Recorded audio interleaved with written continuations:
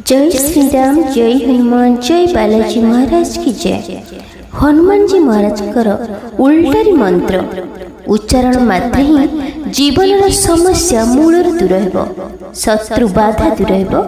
लोक मैंने चाहते कि आपण को केबे भी धन प्राप्ति न हो, शत्रु चाहते आपण पाखक केबे पैसा न आसू, आपण केबे उन्नति न करंतु। जदि केही तंत्र मंत्र जादूटोना करुछंती तो हनुमान जी महाराज दिव्य मंत्र शुणिले ताहा दूर हो जाए। 108 थर उच्चारण बा पाठ करिले शत्रु बाधा क्षण के दूर हो, सुख समृद्धि बास हो। हनुमान जी महाराज स्वयं आपन परिवार रक्षा करते। प्रिय भक्तगण, यदि आपण मंत्र द्वारा आपनकर समस्त परेशानी दूर करने को चाहते तो कमेंट रे जय श्री राम निश्चय लिखंतु, जहाद्वारा हनुमान जी महाराज कृपा आपनक ऊपर रहिबो। आपनकर अर्जी भी हनुमान जी पाखरे पहुँचब। सनातन धर्म सहित जोड़ी हुई रही लिसा महांती मोटिवेशनल लाइफ चैनल को सब्सक्राइब करी वीडियो को गोटे लाइक कर दिंतु एवं आज यही मंत्र उच्चारण पाठ को संपूर्ण शुणु। आपण को शीघ्र लाभ प्राप्त हो, कौन सी खुशी खबर निश्चय प्राप्त हो। आपण जीवन में सुख शांति समृद्धि देखा पाइबे। यही मंत्र को आपण गृह किंबा मोबाइल रे टीवी रे चले सुनी पारिबे। जेते ही मंत्र जप आपण गृह चलिबो, एहा द्वारा घर नकारात्मक शक्ति दूर होइजबो, आपण शत्रु बाधा कम हेबो। प्रिय भक्तगण, आज मंत्र पूरा 108 थर पूरा श्रद्धा भाव श्रवण करिबा।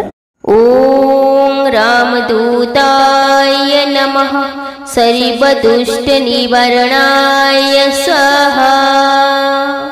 ओम रामदूताय नमः, सर्वदुष्ट निवारणाय स्वाहा। ओम रामदूताय नमः, सर्वदुष्ट निवारणाय स्वाहा।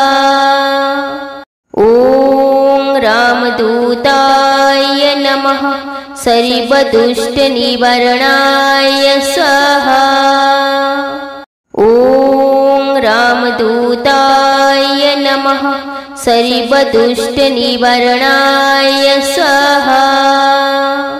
ओम रामदूताय नमः, सर्वदुष्ट निवारणाय स्वाहा। ओम रामदूताय नमः, सर्वदुष्ट निवारणाय स्वाहा।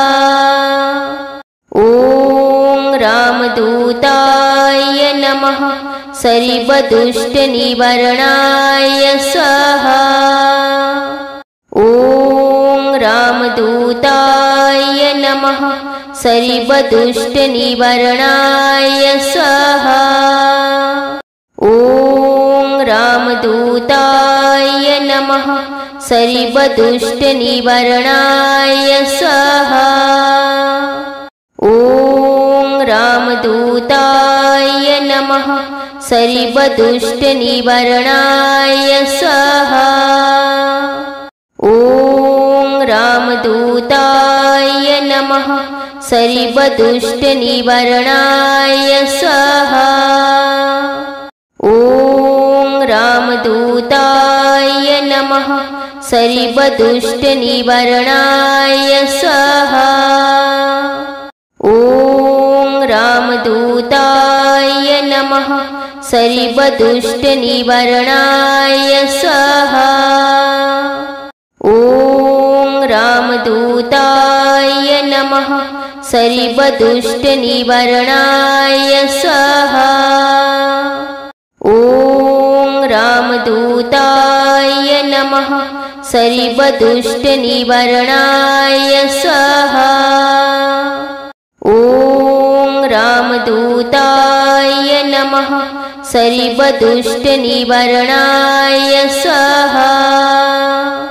ओम रामदूताय नमः, सर्वदुष्ट निवारणाय स्वाहा। ओम रामदूताय नमः, सर्वदुष्टनिवारणाय स्वाहा। ॐ रामदूताय नमः। सर्वदुष्टनिवारणाय स्वाहा। ॐ रामदूताय नमः। सर्वदुष्टनिवारणाय स्वाहा। ॐ रामदूताय नमः। सर्वदुष्टनिवारणाय स्वाहा। ॐ रामदूताय नमः। सर्वदुष्टनिवारणाय स्वाहा। ॐ रामदूताय नमः। सर्वदुष्टनिवारणाय स्वाहा। ॐ रामदूताय नमः। सर्वदुष्टनिवारणाय स्वाहा। ॐ रामदूताय नमः। सर्वदुष्टनिवारणाय स्वाहा। ॐ रामदूताय नमः। सर्वदुष्टनिवारणाय स्वाहा। ॐ रामदूताय नमः। सर्वदुष्टनिवारणाय स्वाहा। ॐ रामदूताय नमः। सर्वदुष्टनिवारणाय स्वाहा। ॐ रामदूताय नमः। सर्वदुष्टनिवारणाय स्वाहा। ॐ रामदूताय नमः। सर्वदुष्टनिवारणाय स्वाहा। ॐ रामदूताय नमः। सर्वदुष्टनिवारणाय स्वाहा। ॐ रामदूताय नमः। सर्वदुष्टनिवारणाय स्वाहा। ॐ रामदूताय नमः। सर्वदुष्टनिवारणाय स्वाहा। ॐ रामदूताय नमः। सर्वदुष्टनिवारणाय स्वाहा। ॐ रामदूताय नमः। सर्वदुष्टनिवारणाय स्वाहा। ॐ रामदूताय नमः। सर्वदुष्टनिवारणाय स्वाहा। ॐ रामदूताय नमः। सर्वदुष्टनिवारणाय स्वाहा। ॐ रामदूताय नमः। सर्वदुष्टनिवारणाय स्वाहा। ॐ रामदूताय नमः। सर्वदुष्टनिवारणाय स्वाहा। ॐ रामदूताय नमः।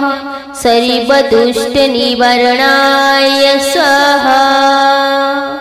ॐ रामदूताय नमः। सर्वदुष्टनिवारणाय स्वाहा। ॐ रामदूताय नमः। सर्वदुष्टनिवारणाय स्वाहा। ॐ रामदूताय नमः। सर्वदुष्टनिवारणाय स्वाहा। ॐ रामदूताय नमः।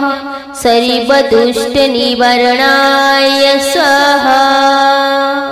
ॐ रामदूताय नमः।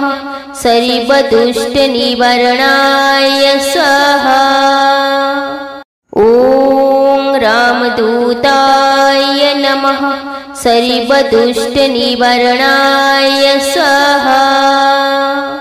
ॐ रामदूताय नमः। सर्वदुष्टनिवारणाय स्वाहा। ॐ रामदूताय नमः। सरिबदुष्टनिवारणाय स्वाहा। ॐ रामदूताय नमः सरिबदुष्टनिवारणाय स्वाहा। ॐ रामदूताय नमः सरिबदुष्टनिवारणाय स्वाहा। ॐ रामदूताय नमः सरिबदुष्टनिवारणाय स्वाहा।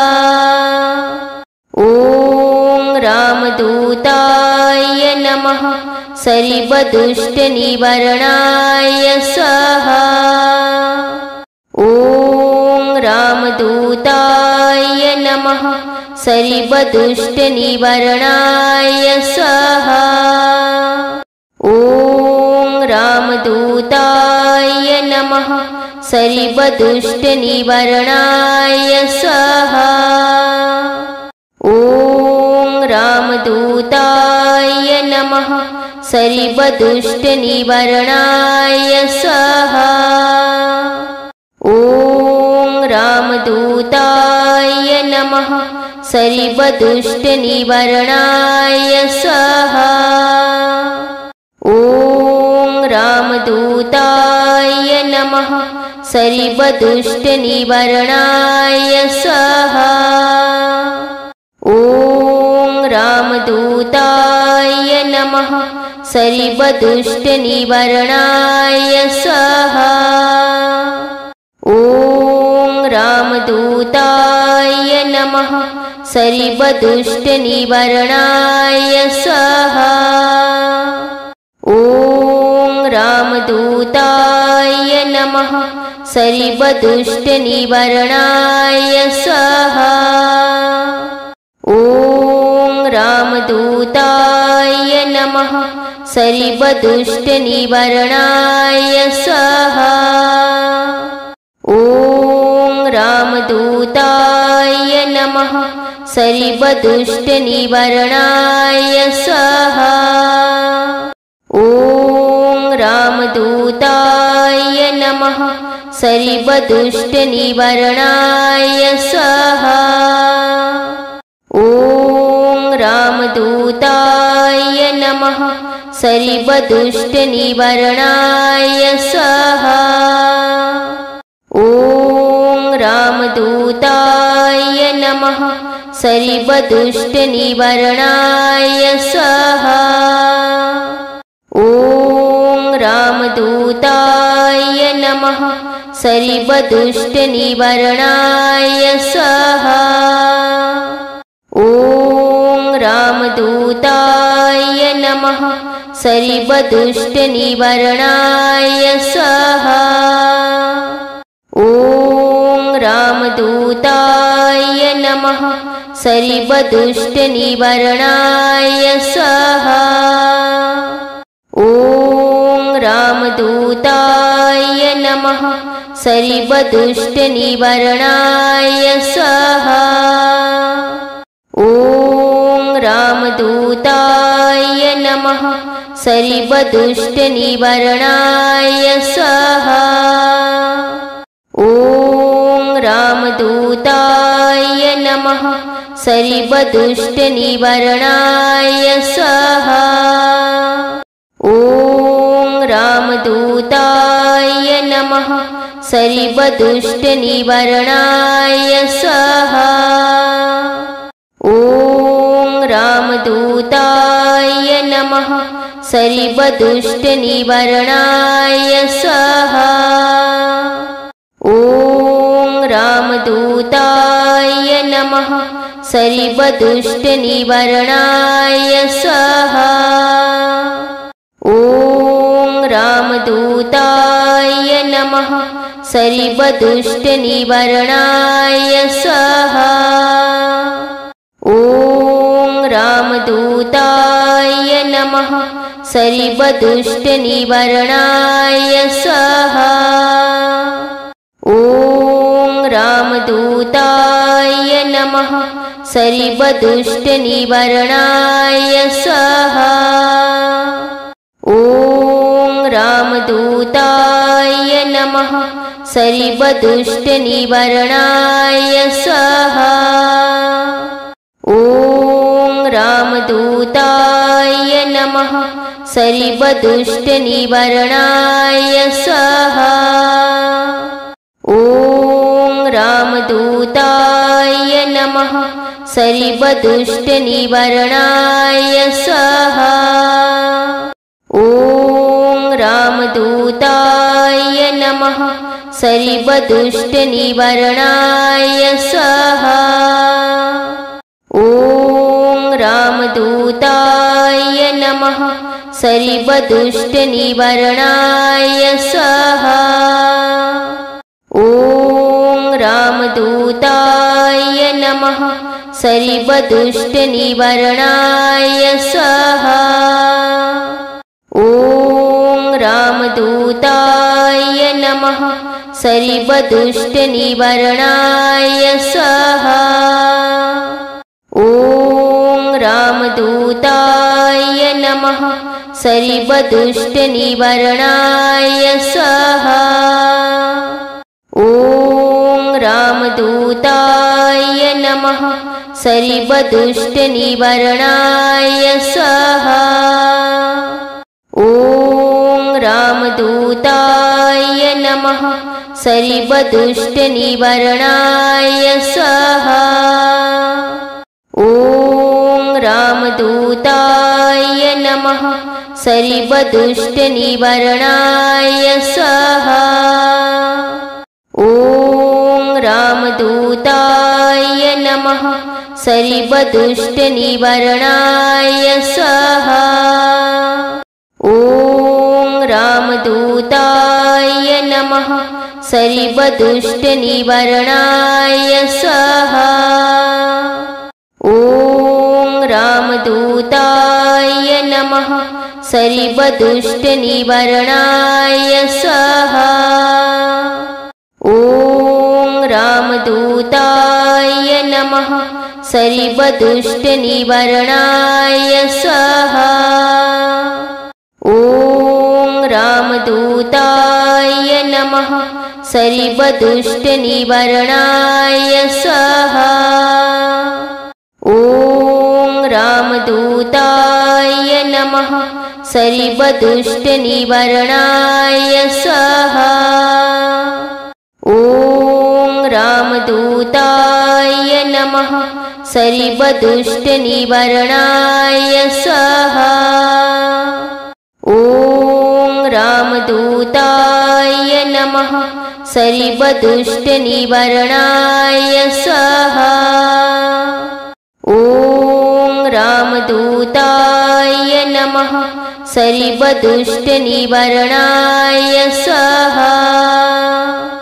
ॐ रामदूताय नमः। सर्वदुष्टनिवारणाय स्वाहा। ॐ रामदूताय नमः। सर्वदुष्टनिवारणाय स्वाहा। ॐ रामदूताय नमः। सर्वदुष्टनिवारणाय स्वाहा। ॐ रामदूताय नमः। सर्वदुष्टनिवारणाय स्वाहा। ॐ रामदूताय नमः।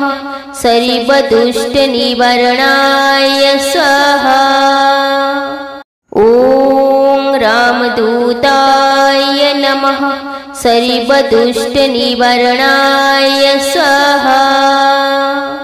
ॐ रामदूताय नमः। सर्वदुष्टनिवारणाय स्वाहा।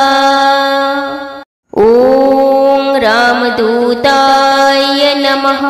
सर्वदुष्टनिवारणाय स्वाहा। ॐ रामदूताय नमः।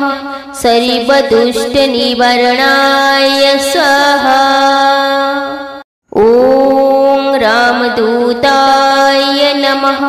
सर्वदुष्टनिवारणाय स्वाहा।